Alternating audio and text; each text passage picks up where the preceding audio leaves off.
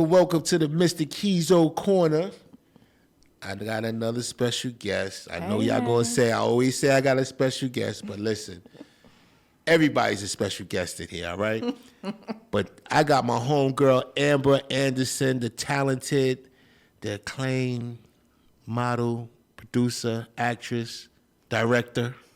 How you doing, Ambre? Welcome to Mr. Keeyzo's Corner. What's going on, girl? I'm good, man. Good to see you. Back. Good to see you, too. Going back like flapjacks. What has it been, like 20 years, you think? Yeah, it's been a minute. Well, I see you not too long ago, but, I've how known long you forever. Exactly. You know what I'm saying? I think it's over 20 years. We're in 2023. This watch is yourself. like the 90s. Watch yourself. Don't go too crazy. You're only 25. I'm sorry.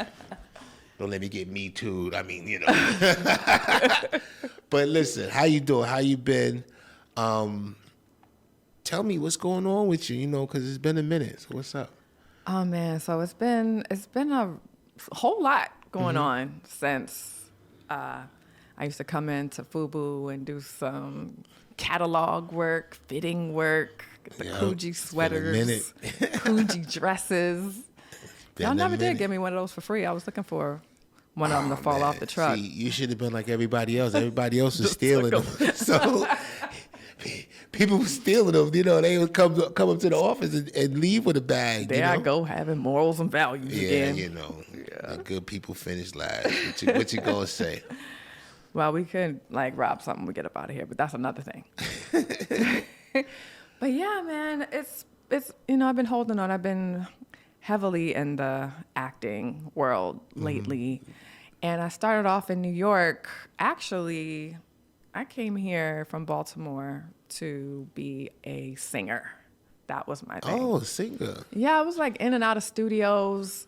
And then I realized like, this is crazy. Like the whole studio thing is till 2, 3 in the morning. I do not sound good at no 2, 3 in the morning. I need that like strong middle of the day sound. But also like, you know, when you're working multiple jobs, trying to stay afloat in New York City as a new person here. Yeah, it's rough. Got a job. It's rough. Like, you got to be on your P's and Q's. Yeah. So they're like, okay, so you want me to be in the studio? Matter of fact, I was up in like maybe 3, 4 different places where I think the whole thing is like, yeah, we got to work too. So we got to open. You know that music thing is like, come to the studio at 12 in the morning. Exactly. And leaving at 7, 8 in the morning. Right. They're like, you know what we should do? We should go to the club first and then come back. It's like, damn. And you all tipsy in the club, in the studio trying to sing, huh? They like, can you hit this note? No, sir. No, I cannot. So how long have you been in New York? When did you come to New York from Maryland? So I came to New York in like 2000. And I went to Howard. Shout out HU, you know. Okay. And I had a degree. Well, I have a degree in fine art. So I paint, draw, sculpt. Okay. Then I was like, where should I go? What should I do? I don't know what I want to do. And the journey has been definitely creative and artistic because it started off like I can paint. I got a scholarship, but is this what I want? You know what I mean? Like just because you can do something doesn't necessarily mean that that's what you want to do. And then I see so many artists who I went to school with or I knew from then who are just like incredible because they stuck with it. And I'm like, it's in the back of my mind like, that could have been a thing. That could have been dope. Well, you know, you can always fall back on it. It's something that you can, and once you learn it, you can't unlearn it. Right, so but that 20 years experience, that compounding interest is... But you got a lot of experience in other things that people don't. True. So... You know, not like he was all stagnant or that. You know what I'm saying? Right. So, you know, I started... What popped off, though, even though I was trying to get the singing thing together, the modeling popped off.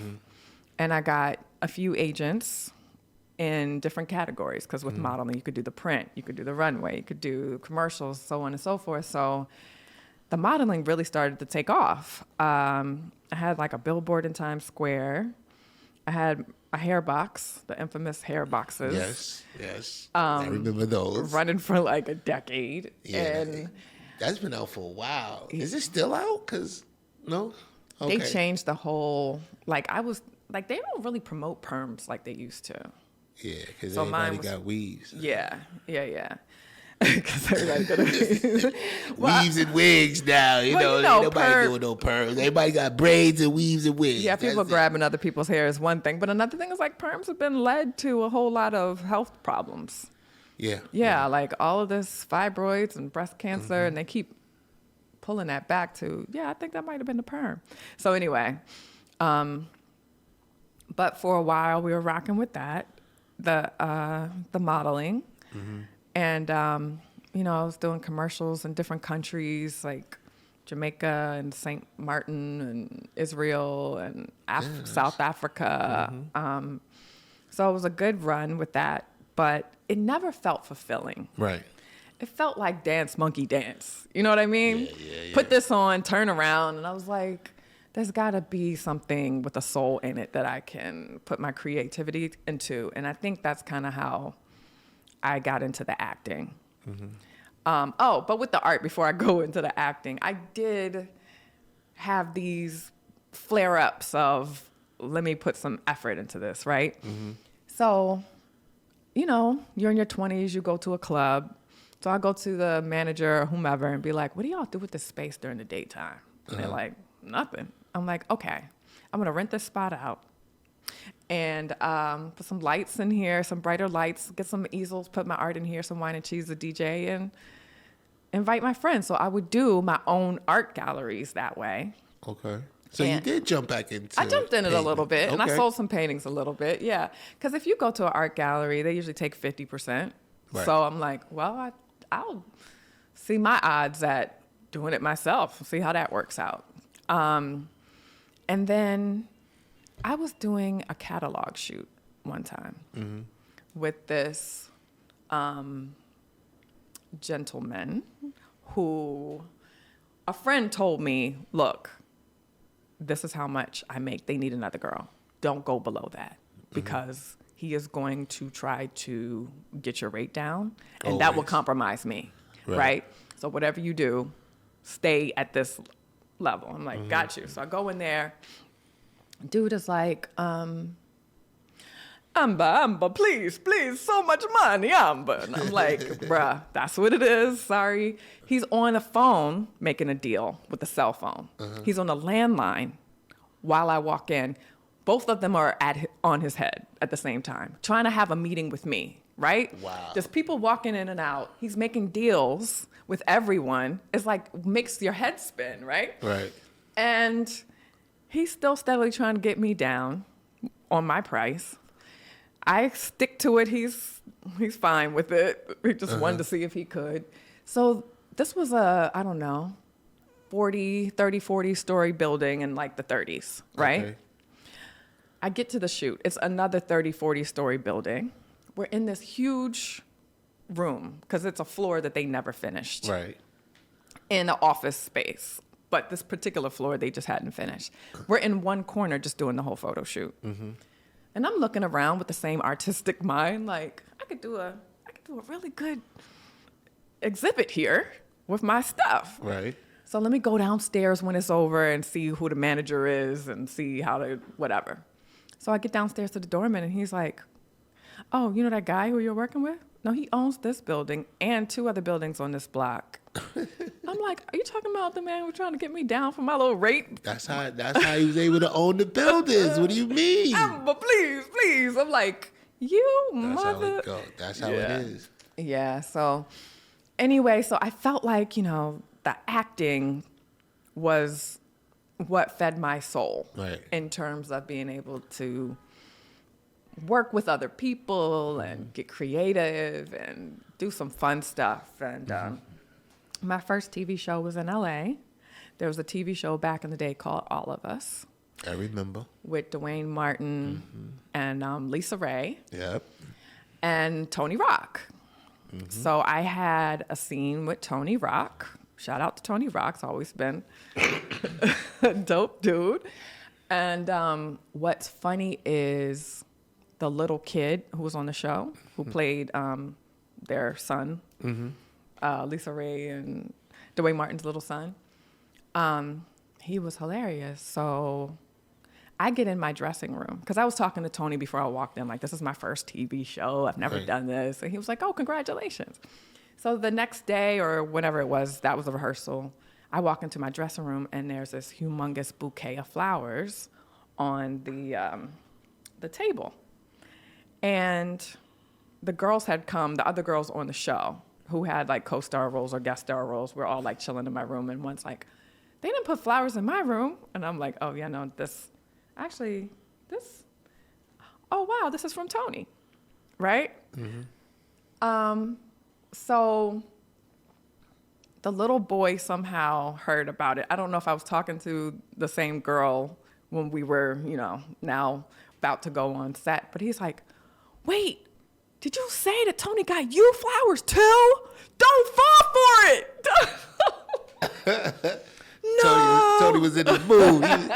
He was like, I need to send her some flowers. He's like, don't fall for it. I was like, is this kid kidding or is he serious?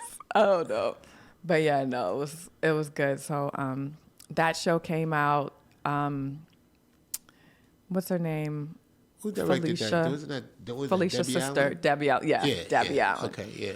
Debbie Allen. Whew, that was wild because this was my first show ever. I didn't know anything about anything. I see Debbie. I was like, hey, sis, ain't you? She was like... She's like, okay. All right, so... You in L.A. now. Right. It's a little different out there. It's not New York. So we get to set, and she's like, okay, you're going to take the picture.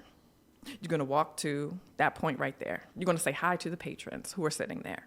And then you're going to pour them some water. You're going to pour them water. And, oh, don't forget to pour them some water. And then you're going to take the picture. You're going to put it back over here. Then by the time he says this word, I want you to be standing here. And when he says that, that's when you say your line. And I was like, what's that now? Come again?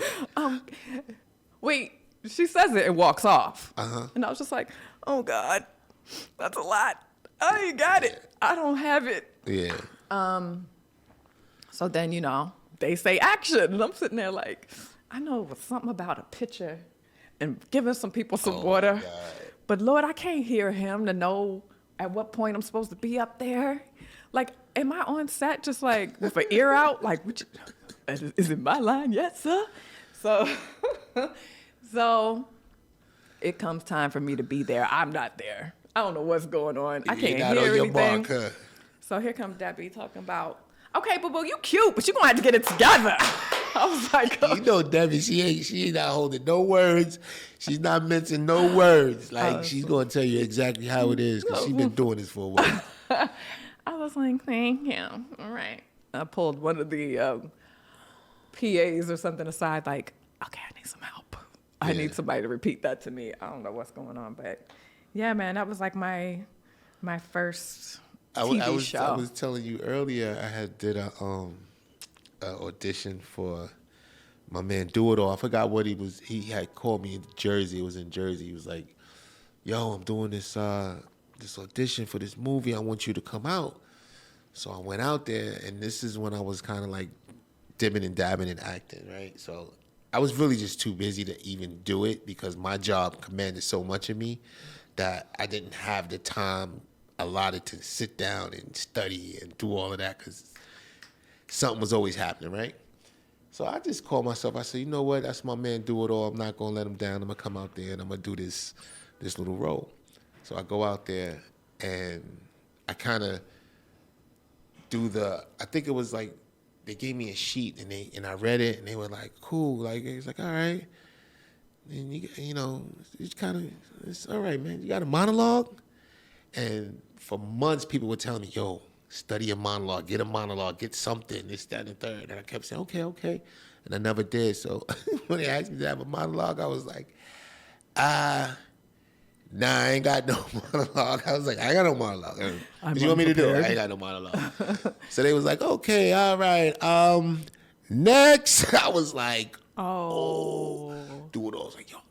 I call you, bruh. Let's do lunch. And he was like, when I spoke to him, he was like, bruh, you got to get a monologue, man. It's not that hard. Just get something, you memorize it, so you could come in, you could kill it, because you could have got that, but you just was on the top of your game.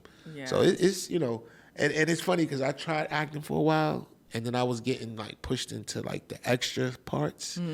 So I was like, all right, I'm gonna humble myself. I'm, you know, I ain't gonna act like I'm up here. I'm just gonna come in here like this is, you know. Yeah. And I was doing like these extra parts for Law and Order, and I did what's that one with Ed what was that? White guy named Ed, I forget his name. He does a lot of anyway, he had a show out, and I did some extra for that. But then after a while, I was just standing on the set, and I was like, okay, I'm gonna make me about $138 For 8 hours. For 8 hours sitting on this set. I get some free food because of SAG.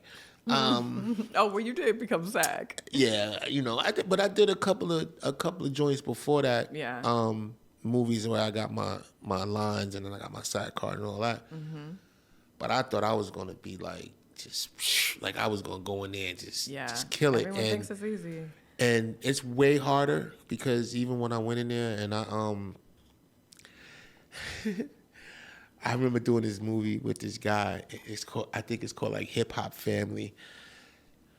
Listen, don't y'all go searching that. I don't need y'all to be looking at that, but it's called My Hip Hop Family, right? And I was asking the director, I was like, how do you want this character to be? What do you see this character? You know, how do you see this character? He was like, however you see the character, man, just do your thing. And I was like, okay, that gave me absolutely nothing. But I was like thinking about like old, you know, characters like from the 70s, hosts from the 70s and way they used to act. So I kind of went up there and did that, right? And it was okay. It was all right. But I just didn't feel like I had it. So I said, you know what? Let me start over. Let me go back and start taking acting classes. So I tried to take acting classes, and I had acting coach. I think I did like 3 classes with her, and she was like, I told the story before, but she was like, you got it. And I was like, I got what? What I got? She was like, you got it. You just got to get out there. And I'm like, huh? But I paid you for like 8 to 10 classes. I ain't gonna, you know, that's my girl. She my girl. Like, I never blow her up, but, you know, she just was like, you got it. She was basically telling me I had what I think. The energy, the so, je ne sais quoi. Yeah. So I went and got another acting coach, and he showed me like the method acting part of it. And then I was like, wow, this is so different. And, you know, and so I get it. Like you said, with the acting part, like, you know, you got the acting bug and you out there, but you know, I was telling you a story earlier. I was sitting there watching TV with my wife, and you popped up on the screen, and I haven't seen you in so long. I was like, oh, that's Amber. I ain't seen her in a long time. Wifey was like, well, who's Amber? I was like, oh, that's my people. Like, I know a long time. She used to model for us back in the days, you know. She's a homie. But it was like a brother. Because I didn't see, you know, they don't believe that part. No. They never believe that. You better not say that. She's one of the boys. Oh, she like one of the boys. She like this. One of the boys, right? Nah. But you know, it was just crazy just to seeing, you know, just seeing you on TV, you know. But now you're directing, and you had directed this new movie, or what is it, a series or a movie? So I directed Renaissance, right? Yeah, Miss Renaissance, which is a pilot that I wrote. Pilot, okay. Yeah, and got like maybe 30 of my closest acting friends from different TV shows and classes and things that I had done over the years. And the idea was, I am this newly fired and newly single female in New York who's just trying to find her way, right? The problem is she don't know what she want to do. She can do a lot of stuff, but she doesn't know exactly what she wants to do. And she stumbles upon this temp agency. It's a temp agency unlike any other temp agency because they don't care if you have an experience. they just throw you out there if you like pass aptitude tests and stuff. They'll be like, according to your test results, you'll figure the shit out. Right. So, anywho, I am a construction worker, I am a casting director, and I am a sign language interpreter in the show because it's a comedy, and I'm just all over the place with all these different jobs, just like figuring them out in real time. And then at the same time, she's like trying to find love, and so you got a lot going on. It's a lot going on. And so I won Best Actress for it at the People's Film Festival, which is the Magic Johnson Theater in Harlem. Mm-hmm. And congratulations on that. Thank you. And with the film festival circuit, it's like we got into 5 film festivals with the show. Mm-hmm. And what's crazy is I was like walking behind this girl who had just watched it, right? These 2 girls. They didn't know me. They didn't know I was behind them, but they were talking about the show. Right. And you know how your heart get all tight, like, oh God, what's she gonna say? Because she don't know I'm here. And they were like, how you feel about that Miss Renaissance? And the other girl was like, I mean, it was low budget and all, but it was the best one up in there. I was like, yeah, I'll take it. But yeah, so we got 5 film festivals. And then I realized, like, you know what? In the film festival circuit, nothing has happened. You could get lucky, but for the most part, nothing really happens. You just kind of exhaust your resources sometimes. Right. Inviting people, they're spending money on the show, but you really didn't get anything back from it, right? Maybe a trophy. So I was like, okay, you know what? I could do this part. So how before you go, how does it work? There's like when you do the film festival and you get Best Actress, or, you know, they're really talking about your film. Isn't it like some people or some that's the whole point. It's supposed to be like that's what you would want, but I didn't have the connections or know, you know, or the people who came through. I never saw that part of it. Right. Okay. Right. I never got connected in that way. So it was like, I'm just gonna baby Tyler Perry this thing and get some theaters, rent them out myself. Mm-hmm. And so that's what I did. So in New York, I had 2 screenings. Now, this is before the pandemic. Mm-hmm. What I did was I went to my Facebook, because it was a little more popping back then than it was now. But anyway, I went to my Facebook, and I had something like, that's what it was. I had more friends at the time on Facebook than I had on my Instagram. Right. So I went and I invited every single solitary person that I could find that was going to be in the area, like in New York. Mm-hmm. And I invited, to try to fill up the theater, I invited like 5 times more people. So if it was 100, then 500. If it was 200, then, you know, you do the math. I'm no mathematician over here. Anyway. But you was mathing though. You was over here. I get this person in right. Here, I get these extras. So I was like, let me invite 5 times more people, and then let me hit all of them 3 times. Mm-hmm. If they say absolutely not, X them off the list. If they say maybe, they're still in rotation. And then the last one is to remind them, hey, it's coming up tomorrow. Right.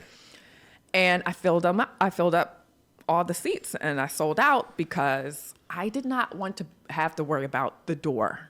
I'm like, it's enough already. Just getting it off the ground. Right. Now I gotta sit up here and figure out the door thing. I'm like, look, you know where it's at if you got a ticket. Just come through. But I did that in New York for 2 theaters, and then in Baltimore, the same thing. And that was going great. Then the pandemic hit. So the pandemic hit. Good old pandemic, huh? Pandemic hit. Right before the pandemic, I elected to get a surgery. I needed a fibroid surgery. And it was that moment in time where I'm like, can I live with this or do I handle this? Because, you know, Black people don't always have the best situations going in for surgery, right? They don't look after us the right way all the time. True.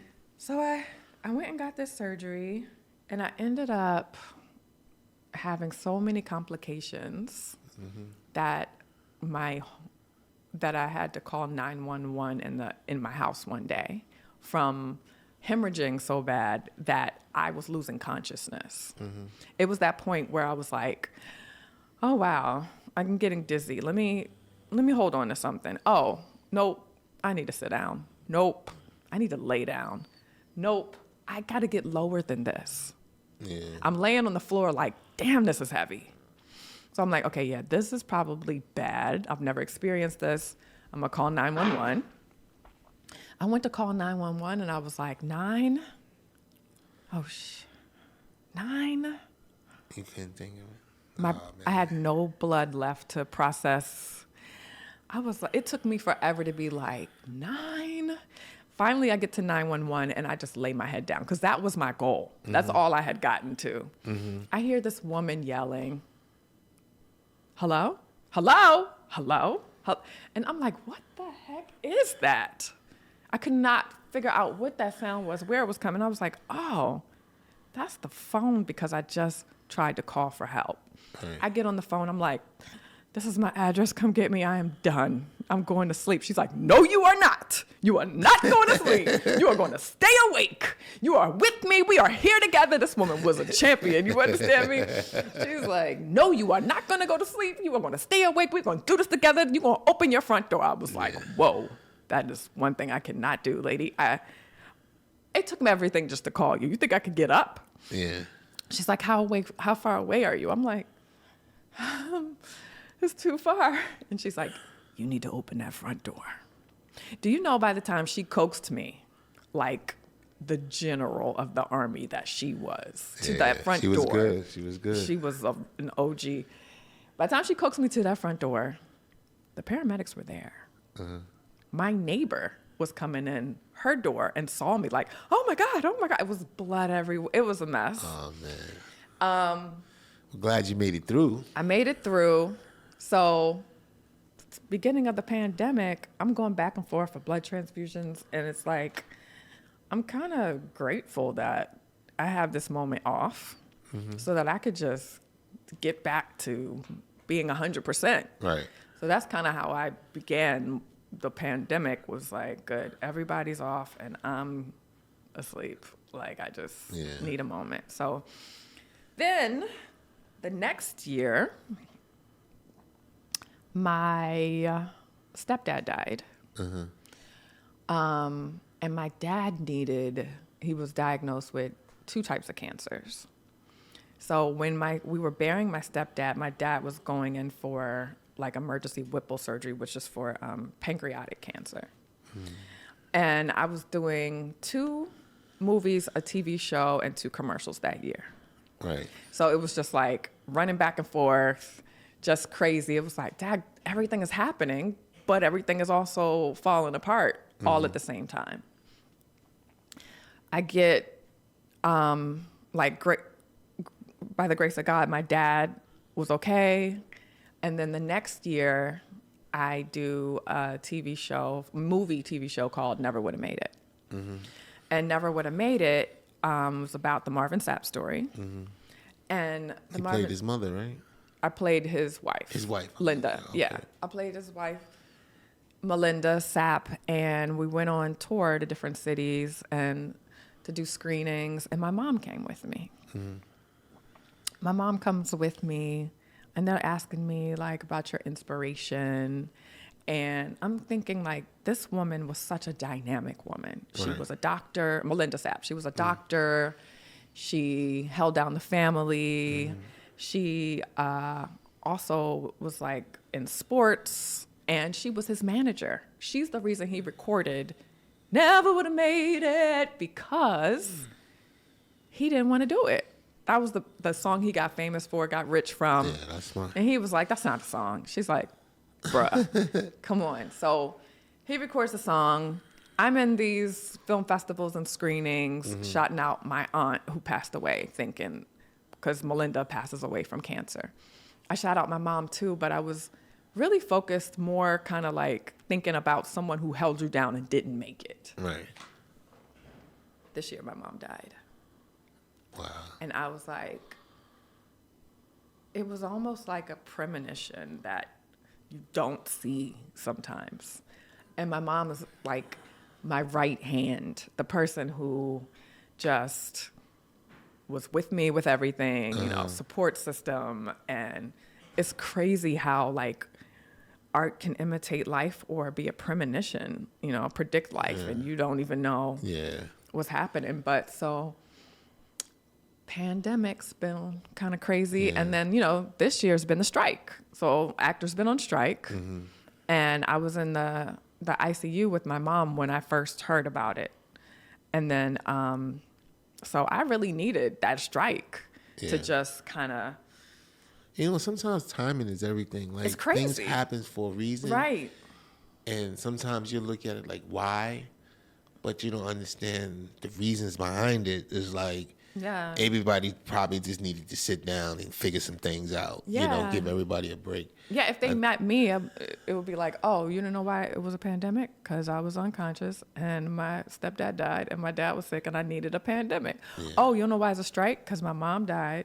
That's why it was a strike, so that I could get a whole. It was weird. It's like Men in Black. I don't know if you saw Men in Black when it was what is that actress's name? That was opposite Jesus Shuttlesworth. And I wasn't a Men in Black watcher.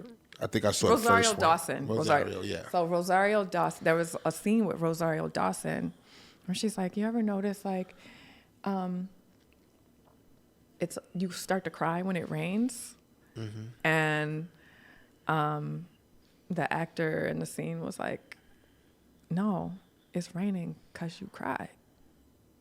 And I feel like it's been on some manifesting, like sometimes I'm like, I don't know. This is really aligned. Like the way the world is aligned is like from your perspective it's sometimes. crazy, like the pandemic, and you know, I think in the last, I want to say 10 years, like I lost a lot of people. Like, you know, you start to get up there and you don't realize that, you know, I was losing people that he was like 38 from heart attacks, 40, 43.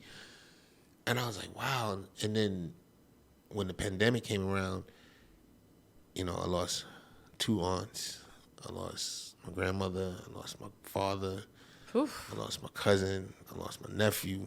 And then that was just like within the close knit of my family. And then you're not talking about the people that you grew up with. And right. Like they was just passing away like crazy. Like every other day seemed like, you know. But I remember last year, kind of coming out the pandemic, I was like, all I was thinking about was the radio station. I was like, oh, I got to keep this going. Like, how do I send me something, God? Like, show me something. And sat down with my partners, who I'm partners with now, and they wanted to come together and do something with me, you know. And that was the first time, like, okay, cool. There's some light at the end of the tunnel, right? So we had this great meeting. I think it was like September 30th. Then October 7th, my father died. Then like a week later, I think it was my uncle, or a week and a half later, my uncle. Within the span of like 2-3 weeks, 3 people died that was close. I was close to, and I was just like, really rough. Wow. Yeah. But then it's after staggering. all of that, you know, even I was depressed. I was going through depression. I was like, okay, I got to try to get myself out. No, it's not depression. That's natural life. No, like, no. I was like, I sat in the house literally for like 7 days, and I didn't wash my ass. Listen, that's your I didn't father. Well, it wasn't really, no, my father. Oh, I thought you said it was your dad. And yeah, he was dead, but you know. Oh, he wasn't. I see what you're saying. He was. I got you. Yeah. Like, you know what it was? It with him, it was like I didn't grow up with my father. He left when I was 8.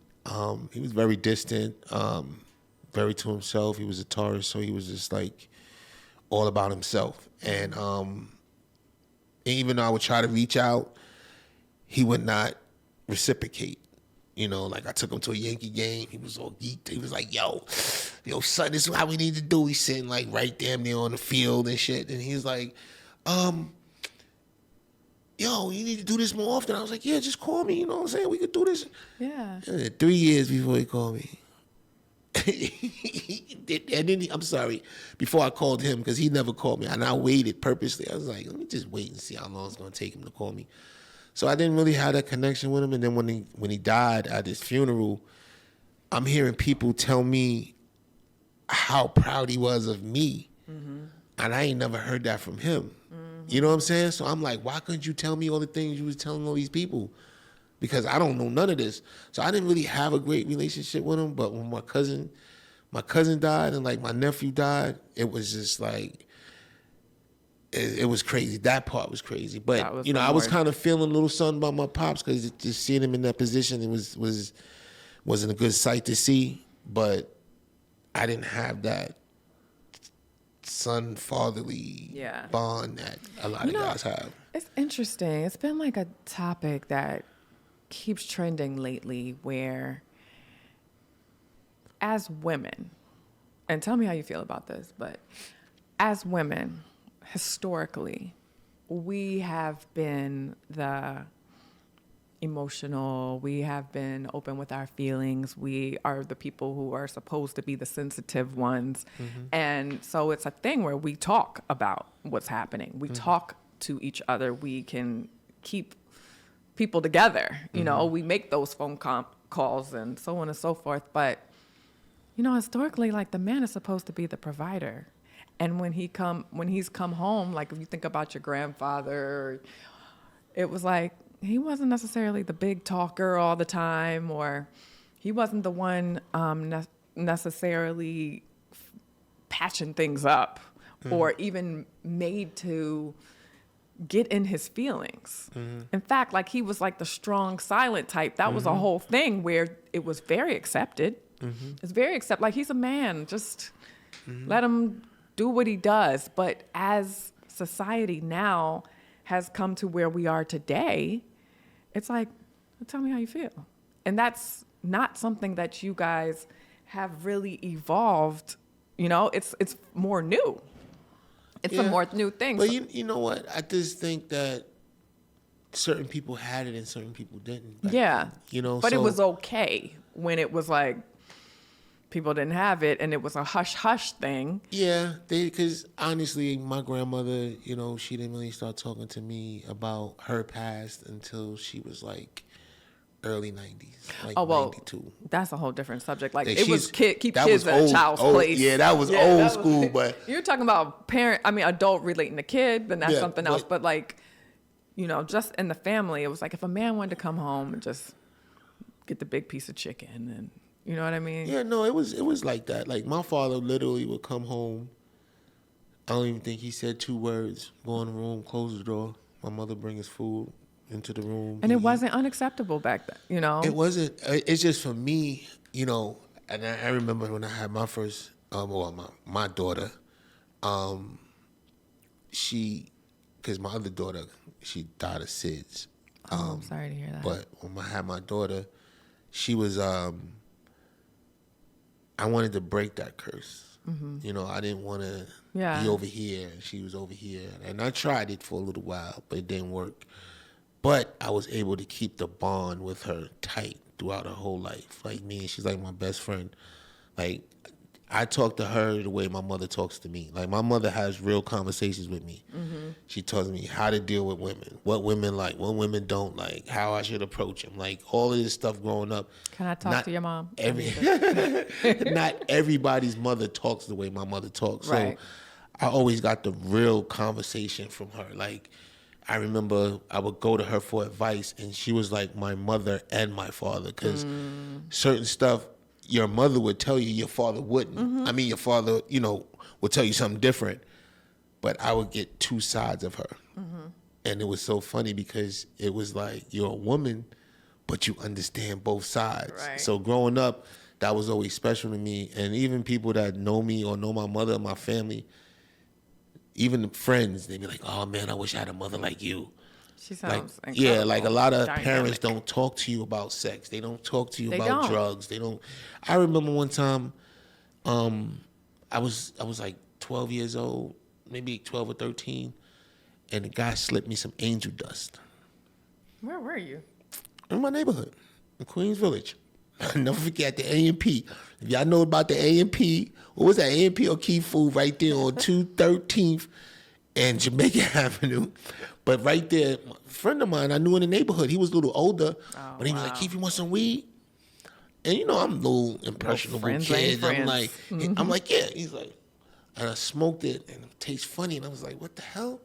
I gave it back to him because I never tasted it before like that. So I went home and I said, Ma, this dude gave me something to smoke. It was like minty or something. She was like, boy, that ain't about that angel dust. Don't smoke nothing. And then she literally said to me, I got the best weed in town.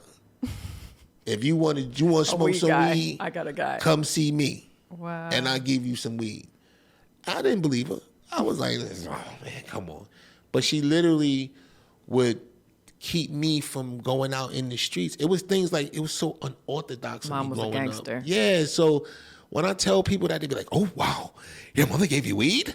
Oh no, I can't believe her. But you don't know how we grew up back then, so you don't really understand. But, you know, it wasn't like she gave it to me all the time, but and I only went to her a couple of times and I was really scared to go to her, but she would be like, here, take that. She was ahead of her time for sure. Yeah, she was definitely ahead of her time. But so, do you have Caribbean background at all?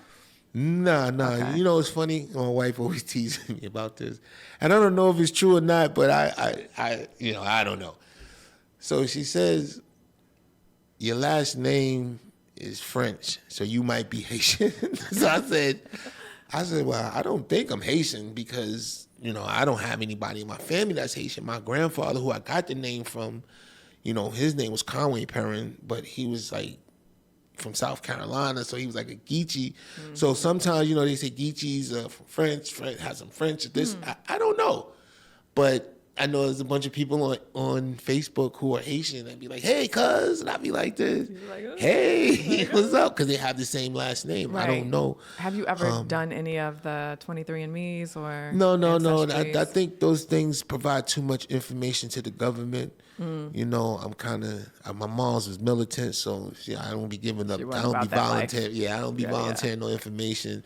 You know, I think all of those things are just a database to store your DNA and all that for the future. You know. At one point, 23andMe was offering like extensive medical advice or just like you know, revealing certain things so you could go get help. They'd be like, okay, yeah, your DNA lends toward this, but they stopped doing that because I don't know if they got sued or they got in trouble or whatever, but to me that would have been worth it to be like, okay, according to your chromosomes and whatever, you know, you might need to look into this. That would have been more worth it to me, but I actually did do it to find out, who am I?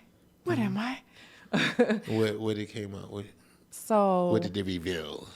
They said that I was, first of all, they didn't get very specific with the black side. The black side, they were like, okay, you are from this West African region, but they couldn't break down what country because their control group clearly wasn't as diverse enough. And then, but they were like, oh, you're like 49 point something, West African. And then you're also 49 point something, European. And that was like, then they got a little more specific, like Northern European, Irish, English. And I'm like, oh, is that why every once in a while I'll be brushing my hair and I got one bright orange hair in the middle of my head? No, I listen to my family and what they tell me. So my mother's side of the family, we got my grandmother is 100% Cherokee Indian. Okay. We just thought she had some Cherokee Indian in it until she passed, and then we understood that both her parents was Cherokee Indian, right? So you getting that reservation money? No, we wasn't getting no money. But you know, when I used to look at my aunts and their hair, reparations, and back in the days, and I used to be like, you got good hair, auntie. You know, like that good wavy thick hair. And I used to be like, even my mother, she got like this. she got like 3 strands of hair. Like this side is curly and dried, and this side is wavy, and it's just crazy. But my mother, my father's side, I think I got Dutch. I forget what my grandmother is. Something else. I gotta ask my sister, but it's something else. It's Dutch and something else over there. And they knew about the Dutch and. Yeah, and that's from my grandmother because my grandmother's half white, half black. I think her mother is white and her father was black. So. Yeah, I was always curious because both sides, like both of my parents, are my complexion. Mm-hmm. So I do know that my dad's dad was from Bermuda, and my grandfather was like from Cambridge, Maryland area. And he would have been 101 this year. Wow. He died. My grandmother would have been 101 too. Really? Yep. Yeah, he died a week before his 101st birthday in October. But his grandmother lived to be 115 years old. Wow. And I'm like, well, dang, his grandmother, she had to be rolling with Harriet Tubman and, you know what I mean? Like, that's Cambridge, Maryland. That's where the Underground Railroad pathway was. And I don't know. I had to look at the timeline, but. Yeah. It's crazy. It's like, you know, I remember asking my grandmother for years, and because she was light-skinned, my father was light-skinned, but my mother was brown-skinned. Like, I started off light-skinned. Dead ass, I'm telling you. I started off light skin. I'm saying I was lighter than you. I was way lighter than you, and then I just turned this color. Your body was like my sister came out kind of like the same color she is now. She was always brown, but I came out light skinned, and then I turned brown. But yeah, I just, you know, it's unfortunate like that. You know, you get to this age. I call myself a sexy citizen, you know, instead of a senior citizen, sexy citizen, you know what I'm saying? Because when you get over 50, it's like, you know, most of the times, you know, you lose your parents, and you know, or at least your grandparents, and then, you know, you might still have your parents around, but you start losing a lot of those people that raised you. You know what I'm saying? Like, I lost 2 aunts. My uncle's already gone. He died years ago. Like, it's only a couple of them left now. It's not even, you know, both grandmothers, grandfathers. Yeah, I'd be grateful to get to 50 and still have a parent left. Like, I'm praying on that one. Yeah. But yeah, between this year and last year, woof, it's been kind of crazy. But, you know, we made it through. The pandemic was rough. Yeah, you know, man. It was rough on a lot of people. Did you have to take the shot to work? Yeah, they made everyone take it. Yeah, they made everyone take it. Yeah, so you get on set and you have to take the shot. You have to get swabbed. Is swabbed? Swabbed? Yeah, I'm swabbed. Yeah, okay, so yeah. You got to get swabbed counterclockwise and clockwise every day to work. So it was crazy because they started firing everybody, and then I was like, "Wow, they taking it to that level? Like, if you don't get it, you get fired." Right. And then all of a sudden they opened it up, and then everybody was good, and you didn't need it no more. I was like, "Well, what kind of shit going? It was some What craziness. is this?" It was some craziness. You know, so people started suing and all that stuff. But yeah, you know. I mean, it was so much with that. But like, I was on set, and for Ghost, and they were like, we're not going to do nothing else. After our episode, after we wrapped that, they were like, yeah, okay. So they're shutting that down, everything. We just got that done. That was like the last episode of that season. And we got it in, but it was just so surreal. Like, what you mean you're shutting down the whole production company? And then no one knew 2-3 years later. Like, how long you think this thing gonna last? Like, couple weeks, couple months? Yeah, no, it was crazy because we were just about to move from one office to the next at the end of the month. So that happened at the beginning of the month. So they were like, okay, we're gonna shut down and everything's gonna be closed. And I was like, okay, well, how long is it gonna be closed? Yeah. And then we were going to move into this new place on I think it was like a 2-year lease. So we were like, if we don't know what's going to happen, then we can't move. Then everything kind of went into the storage thing, and everybody went home. So like for the first 2 weeks I'm home, I'm tripping. Because I'm not a home person, right? So I'm tripping. I'm at home like, Yeah. this is some bullshit. It's the kind of thing that could make you lose your mind. It could literally make you lose your mind if you don't have it together. People dropping like flies, that part is already devastating. Yeah, no, that was crazy. That affects you. But then it's just like, what do you do with yourself? Either you really thrive or you fall behind during something like that. I remember I just put like a tweet out to be like, how many sits does my couch have? Because I've been sitting a lot. I don't know how many sits this couch has. People are like, it's going to be okay, baby, don't worry. But I went to my chiropractor because I'm like, yeah, I've been doing way too much sitting. Yeah, no, it was crazy. I literally sat on the couch and watched TV for the first 2 weeks. Yeah. And then it was like after the first 2 weeks, I was else. like, yeah, I can't do this. okay, anymore. what's going on? We're not going back to work. Oh, I got to figure something out. I got to get a routine. And then once those 2 weeks were up, then I just started diving back into my work. And I dived so deep into it because with the radio station, I didn't know if we were going to be able to survive. So I was like, I got to figure out what's going on. So all the information that I found out when people were saying, yo, Keith, check this out. You get some money over here. I was like, team, check this out. You get some money over here. Oh, Keith, get this grant on there. I was like, team, do this. And I was making sure that I was calling everybody like, yo, you good? You just snap back into you mode. Yeah. You know what I mean? Like at first it was like a devastation, but who you are comes to the surface. Yeah. My chiropractor was like, look, this is about to be the moment where you're going to see the difference between the men and the boys, the survivors and the, stragglers. Because people, like, I'm a thinker. So I'm sitting there thinking, like, what can I do? How can I do it to make sure that I'm making the most of what's going on right now? And like I said, once I got past those 2 weeks, I just dived back in. So it was funny because I would call people, right?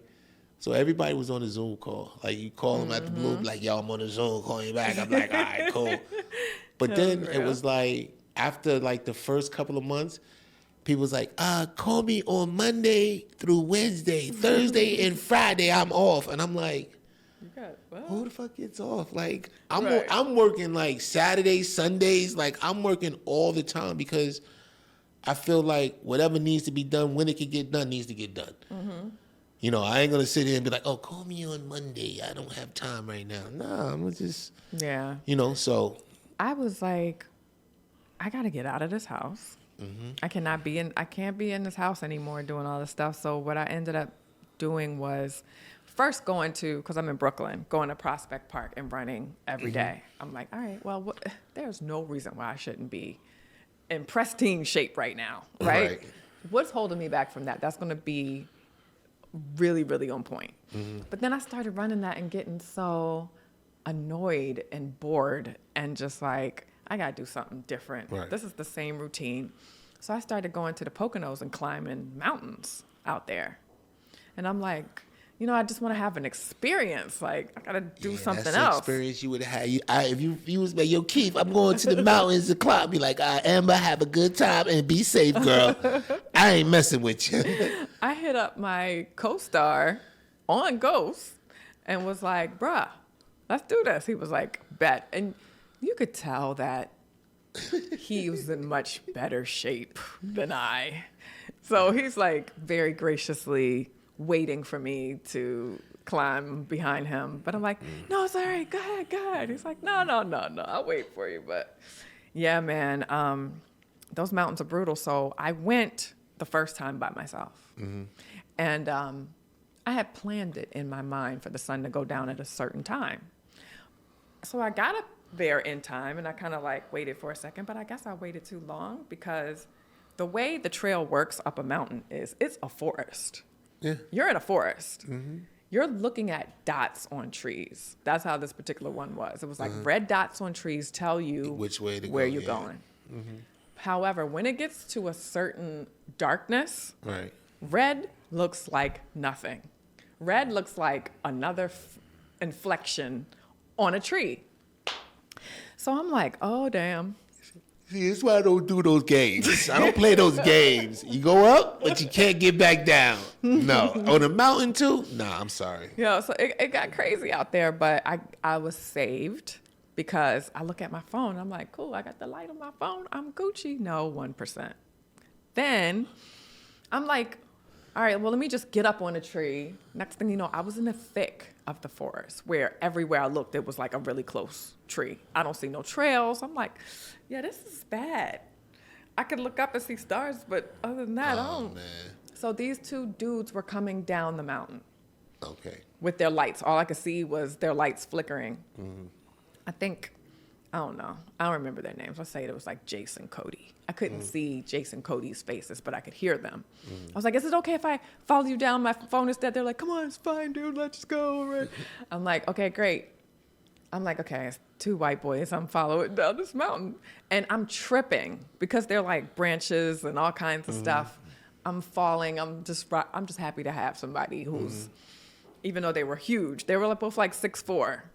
And so they're going a lot faster than me. But I'm like, I'm just happy to be trailing along. I get down this mountain. We're in the parking lot now. Damn it, if Cody was Chinese, I couldn't see shit. I was like, I thought that was white boys. What's happening out here? But yeah, man, it was wild. So pandemic, wanted to get the exercise. Then I realized, like, you know what? I'm going to teach acting classes. So I put together this whole curriculum and I publicized it and I started teaching classes on Zoom. So I still do on my website, ambreanderson.com/coach me. But obviously Amber is the Ambre spelling. They get it. A-M-B-R-E. But anyway, so I started coaching classes a couple times a night and that was just birthed out. How was it like on Zoom as opposed to like? Well, here's the thing. Since the pandemic started, the whole acting industry kind of shifted a bit when it came to the audition game. Right, We yeah, used so to go everything in was person. Yeah, everything. And some commercials and some callbacks and stuff still want you in person, but for the most part, you're sending in your tape. I guess they realize we're just going to tape them anyway once they get here. So what's the difference, right? Right. So we do a tape, we send it in. Now, you need to know how to do that. You need to know how to be at home with just these four walls, the four walls on your computer screen, and make that look like something enough to get booked. Right. So that's why the Zoom acting class is exactly on par with what's happening right now. You need to know all of it, but that's a key factor. So that's what that's the project that I was birthed with me through the pandemic. And then thank God when, them doors opened and we could just take the masks and throw them across the street. Yeah, Be the like, mask is killing me. Get you. I was out the other day and came back in the house and heard on the news that COVID is rampant again and everybody's getting COVID. How long ago was this? This was like last week. Oh, wow. They always do it after Thanksgiving. That's the after Thanksgiving move. But no, a lot of people I know was actually, getting COVID as well. So I was like, damn, it's coming back like that. Yeah. So, and there's a lot of things that we don't do. I mean, I try to put the little thing on my hand. I got it over there, but I wash my hands a lot. I should be ashy sometimes, but I know. I don't wear the mask. I don't. Yeah. I can't take that no more. It's kind of crazy to me. Yeah, before we used to see like Asian people on a train with a mask on, and you'd be like, "What's wrong with you?" Now it's like that person is protecting us. Yeah. From Sometimes the if I go cold. around a lot of people, and I ain't even gonna say that 100%, but if I go around a whole bunch of people I don't know, I might throw on a mask if I have one. But Yeah, especially like an airplane. Still, it's cool. I'm good if I'm smushed in between two people. Yeah. And everybody's coughing. My boy, he got sick. We just went away to Complex Con, and he said he got on a plane, and people was like, coughing and everything. And then he came down. He was like, I think I'm getting sick. I was like, stay over there with it. Don't give it to me. Yeah. But he wound up taking care of it, and he was good. But Yeah, don't nobody want that. Don't nobody want to be on a plane like that. Yeah, man, I don't think people be saying bless you no more. You know what I mean? Like, used to sneeze and people like, bless you. Now they be like, You better get away from me. Back up now. What happened to Jesus, though? So what other projects you got coming up? Let us know. Let the people know what you got going on. Right. So out right now is Survival of the Thickest on Netflix. Thickest? The Thickest. Survival of the Thickest. So Michelle Buteau plays the lead character. And she's a comedian. She's hilarious. She's so grounded, so down to earth, and just like such a cool person.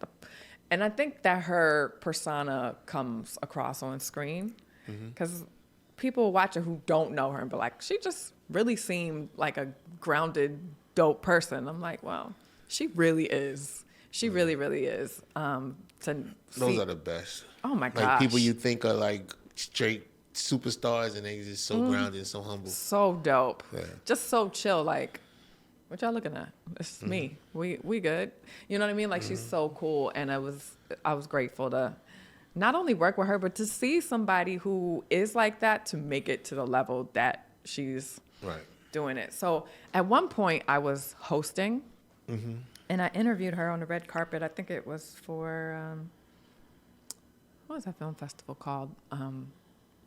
Black something. I can't think of it. Anyway, I interviewed her.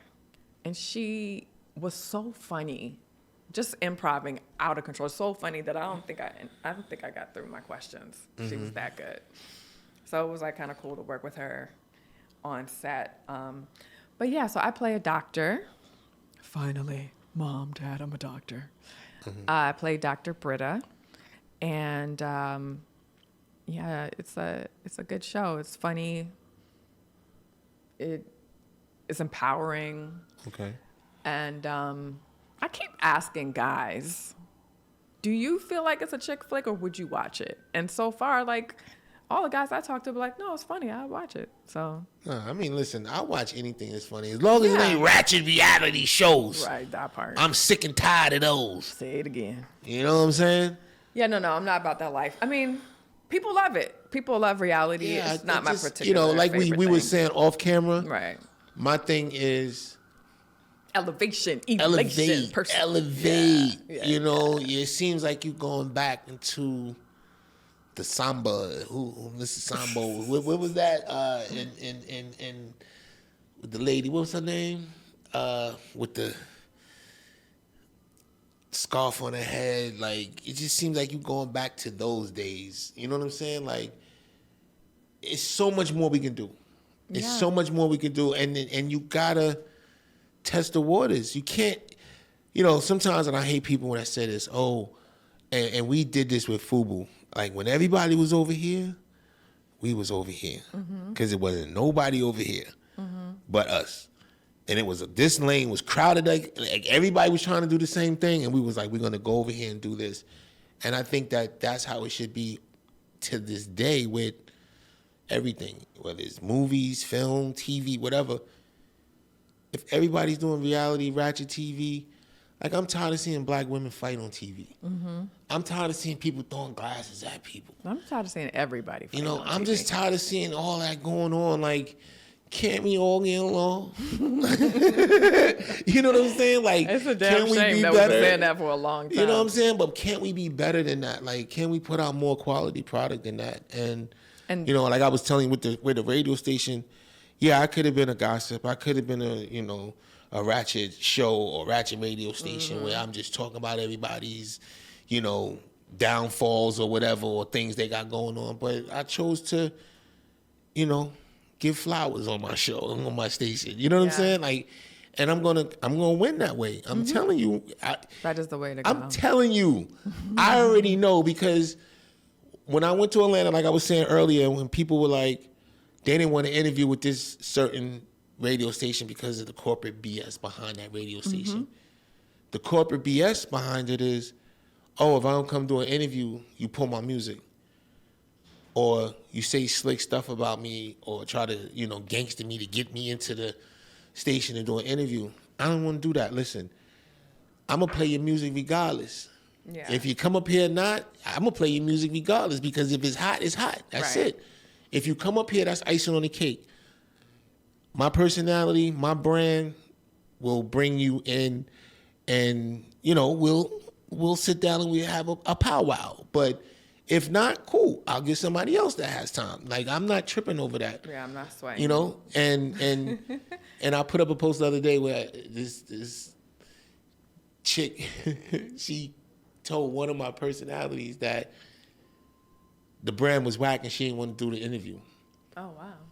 But she already did an interview with us already. What? So it wasn't whack at this time, but now it's whack this time.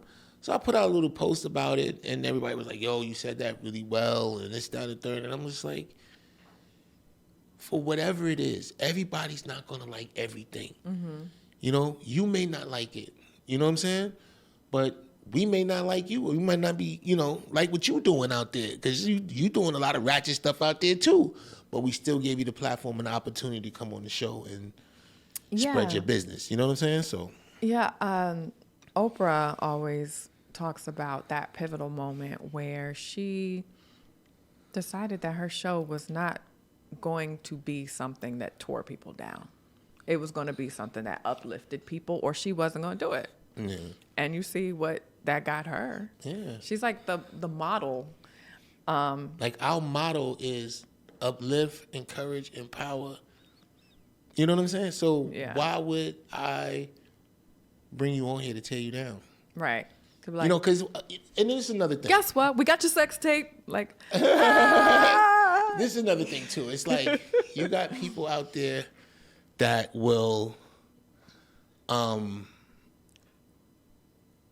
you on for clickbaits, right? Mm-hmm. Just to get you talking and that's whatever it is, right?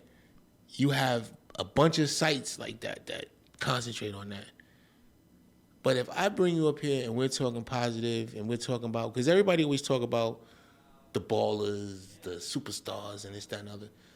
But there's a lot of 9-to-5s that people are doing that are really making an pushing. Impact. Yeah, like, how did we get away from that? You know what I'm saying? Like, it's funny you say that, because that's the conversation with the news. You turn on the news, and with everything that's going on in the world, they just zoom in to the most horrific stuff that you could possibly want to hear about, and it's heavy. Mm-hmm. It's heavy. So, like, I always say, in Baltimore, where I'm from, you turn on the news, and I'm just like, where's the variety? This has just all been about murder. Mm-hmm. You know what I mean? Like, guys, you go somewhere else, at least the bad stuff has different lanes. Yeah. But it's tricky in Baltimore. I was watching The Wire, and on The Wire, the police commissioner was like, okay, we have 300 and some murders this year. That's crazy. We have to work on this. So I Googled, like, what is a normal murder rate? Not normal, but the typical murder rate in Baltimore. Mm-hmm. It was the exact same number that they were saying on the TV show that was supposed to be fiction. Mm-hmm. They didn't need to fluff anything. Right. They didn't need to change anything. They just needed to state the facts. Mm-hmm. And it's like, this is where we are. It's wild out here, but it's also where you focus on. Yeah.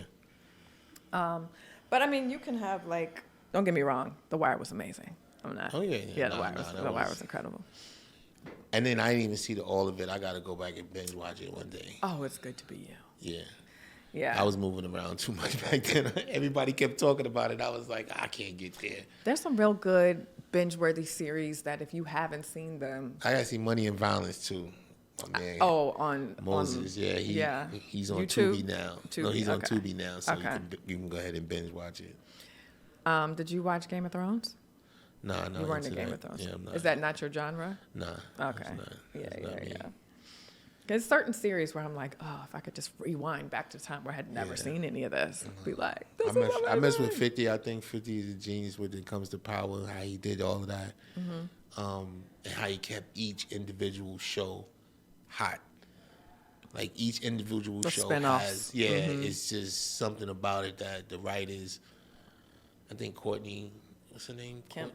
Yeah, Courtney Kemp is a writer on there. She's doing an amazing job. She's an executive producer. She was, but yeah, they have like different teams of writers for each show. Yeah, but they're really doing an amazing job with that. Like, Yeah. So And 50. I got something that I'm trying to bring out to the table. I might have to call you. All right. And I need a writer. I need somebody to write a script that's like somebody that's Let me know what's up. it's really dope. Yeah, I think 50's spinoff was Raising Kanan. And then there's Force in Chicago, is it? And then there's Ghost, which is in New York. But yeah, they all kind of like split up and they're doing their own thing. So I know that Kanan is shooting right now. Yeah, and I think Kanan is actually on air right now, so I don't know if they're shooting. Yeah, they might have shot already. So, because these things, like, he'll do one, and then it'll be like, this is December 2003. He'd be like, next one comes out in September 2024. I'll be like, 2024 September? We got to wait 9 months, bro. Right? They're like, listen, you're not about to drop your subscription. So just watch all these episodes and drop the subscription. We can't have that. But yeah,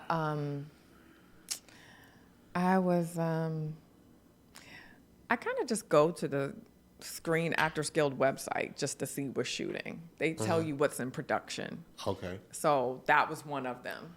But for Ghost, my character, who was Cheryl Baldwin, who was Lauren's mom, they, as a family, they got kind of like run out of town. We left town to escape the shenanigans. So I don't know if my character's coming back, but at least I'm not dead. Yeah, that's why I said, you took the words out of my mouth. I was like, as long as you're not dead, you never know how they do it. Right, there's hope. There's hope. If you're not dead, you know what? Before we get, because I know we could talk. We going on an hour and 15 now. But I did a short film back in the days, and it's called Gully, with Tyson Beckford, Sheik Mahmoud Bey, Stu Large, Positive K, who else? My man Village. Well, this was a while back. Village. Yeah, Village. And then my mother, Jamal, we call him Meezy. Jamal Meezy. He from LA, like we around marking him. But he's from LA. But we all did it, right? And it was crazy because it was a short film, but the way he shot it didn't really make any sense to me because, like, I was shooting. Like, I was busting everybody. Like, he gave me the gun, and I was shooting everybody, right? I didn't die. But at the end of the scene, when they had, like, these people there looking at the end scene, I should have been in that scene because I didn't die. Like, and I was like, why am I, like, I couldn't figure out if everybody else is in the scene, why wasn't I in the scene? Your character had enough and went home. Yeah, Like, but it's crazy because I'm the type, when I watch TV, I be like, oh, what's going on here? His knees is dirty. Nah, his knees ain't dirty. It ain't no continuity in this. Right, what's going on? That's why Tubi is so stressful to watch. Yeah, dude, go with a flat top and come out with dreads. In the next, in 2 minutes of the scene, right. I'd be like, what in the hell? Yeah, he kind of red shirt. Why does that happen? Is it just the budget? So yeah. if you have a person whose job it is just to keep things accountable, right? Then you can keep things accountable, but it's a whole job. It's a whole job. And then wardrobe can be part of it. Props can be part of it. They can merge together. There's different ways you can do it. But if there's no one whose job that is, it's too much going on. Scenes aren't shot in order. They're not shot in sequence, right? So, and they're not shot necessarily in the same week, month, sometimes. And you have to keep that, like I said, that continuity. You got to remember exactly who did what, when they did it, how they do it, what they had on. And they have to have their own like accountability. So you have to have this same person doing the same thing. This person who's hired, they're taking a picture of your face, your body, for every single scene. A close-up of your face and a body shot. So that when we get in the scene, I'm like, looking at you, looking at the picture, looking at you, looking at the picture. Where are your blue socks? You had on white socks. You didn't bring those? Okay, Can we get someone to go to Walgreens to pick up some? I love production. I learned a lot of that, what you're saying, doing videos. And it wasn't that deep. Because I did videos, then I did movies, I did TV shows. I really did them all. But I like production when you have people like the art directors. They just come in and just transform a room and just make that's it. Amazing. You know, I've seen like the dopest art directors on Hype Williams photos. Videos. Yeah. Like he would just transform a blank room into a jungle or some crazy. Yeah. He had a good budget and creativity. Yeah, man. I love to see on set where they just build a house. Yeah. From an empty room. They build a mansion and it'll be just an empty warehouse. Or you go to LA and you're walking around the set and you start seeing all the famous houses and the buildings and you're like, wow, it's over here. Like, yeah. And the details down to like a dirty room with clothes on the floor. Exactly. Just like balled up papers and apple core or something. Like, I really feel like I'm in my baby brother's room. This is crazy. But yeah, man, that's the beauty and the magic of Hollywood. Yeah. Well, Amber, we can talk for hours. I know you got things to do, and I'm not going to hold you. A little something. You know what I'm saying? But I appreciate you coming, showing love, stopping by the Keeyzo Corner show. Anytime you have anything you got going on, feel free. I will come back. Yeah, I really appreciate and you let us know what's going on. So dope. please give them your handles and where they can find you so they can tap in with you to make sure, Yeah, so you could always stay tuned with what you're doing. For sure. You could always go to IMDb and just type in my name, AMBRE, because my parents wanted it fancy now. It's Amber, but it's AMBRE Anderson. And my website, amberanderson.com. For my acting classes, it's amberanderson.com/coach me. Okay. Y'all heard it here first. Oh, Insta. Yeah. Give it all. Again. Give it all to them. amberanderson.co. Same stuff. But anyway, yeah, thank you. This was great. All right. Well, thank you. Thank you for tapping in with us, and I'll see you soon. For sure. All right?